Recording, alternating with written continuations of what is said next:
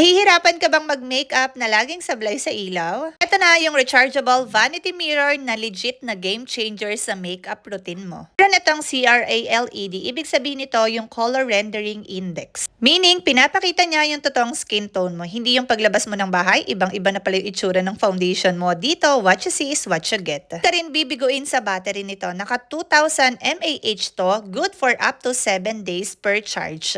Type-C fast charging pa, tapos may auto-off after 30 minutes. Tipid din sa kuryente, girl. 3-color temperature modes pa siya. Merong cold light for daily makeup, mixed light pang office or indoor lighting, at yellow light pang night events. Kahit anong setting ka magpunta, sure ka na pantay at flawless ang makeup mo.